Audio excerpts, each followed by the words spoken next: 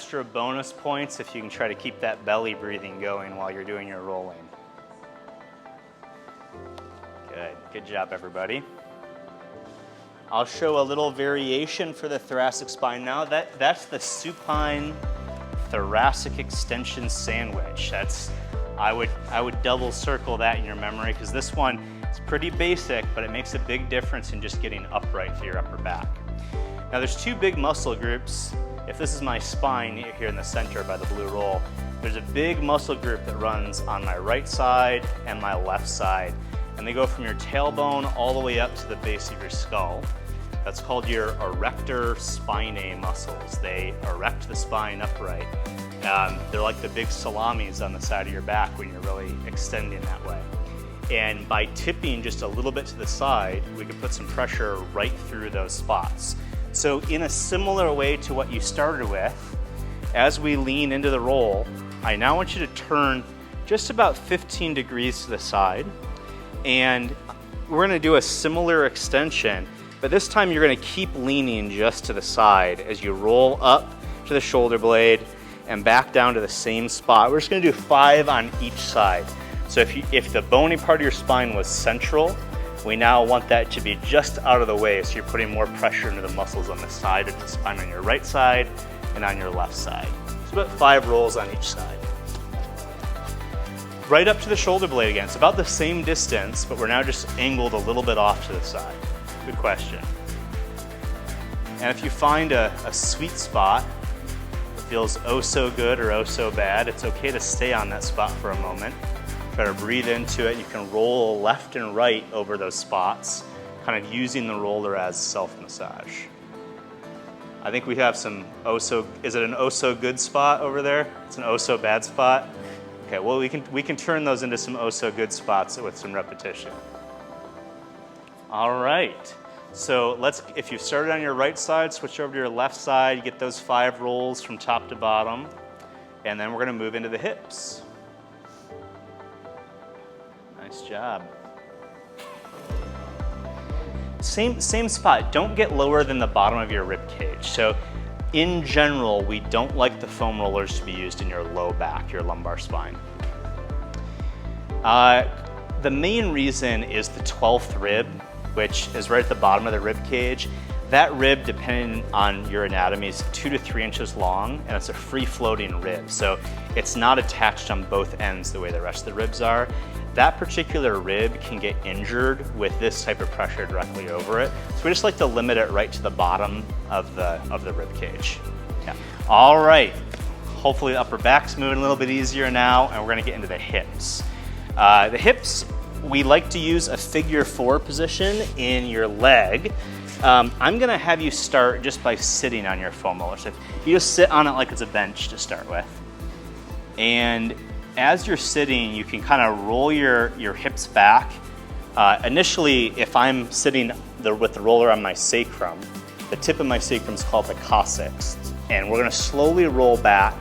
And so you feel like you're more in soft tissue now. There's not the bone of your sacrum anymore. Now we're more on the bottom of the pelvic muscle. So we're just past the sharp spot of the bottom of the tailbone. And then you're gonna lean to your side onto your right hand. And you're just gonna scoot, like I'm at the edge, I'm gonna scoot my hips in a little bit. And I wanna be on this sweet spot where I've just rolled over the edge of that bone. And I'm gonna take my bottom leg and I'm gonna cross it under my top leg. So this is the basic position. And this is a much smaller distance to roll here. We're gonna roll until that works up to just below the belt line. We're gonna roll back to where it's just above the crease of the bottom of the glutes. And if we think of this area as maybe being 4 inches wide, we can roll up and down right next to the sacrum, and then an inch over, and then right against the outside of the hip bone. So at first I might be more vertical, then I'm gonna angle a little bit more, get that next line, angle a little bit more, get the next line, and finally my final line here should be right over the outside of the hip. I'm pretty happy, my hip's feeling good today. I'm not finding any major trigger points, but you might find a kind of a hot spot that's more noticeable than others. And if you find that, just pause on that spot and try to focus on your bottom leg relaxing. And if you think of this spot as being like a hard black bean, a small little nodule, you can just keep that pressure on it, rocking back and forth. Just think about squishing that black bean, kind of getting that tension out of that one spot. You don't have to do these big passes over it. You found that spot, and you're just gonna ease into it. Try to relax your muscles, sink down into it. Nice. Let's do that on the other side. So tip a little bit to the left now. Tuck your left leg under your right. And we're just gonna roll till it rolls up by the belt line, back down to the bottom of the sits bones. And you can angle a little bit further and go again.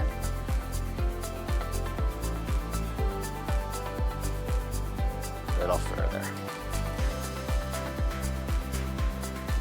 So this is how we're getting to our external rotators, like that famous piriformis muscle. We get to glute max in this position.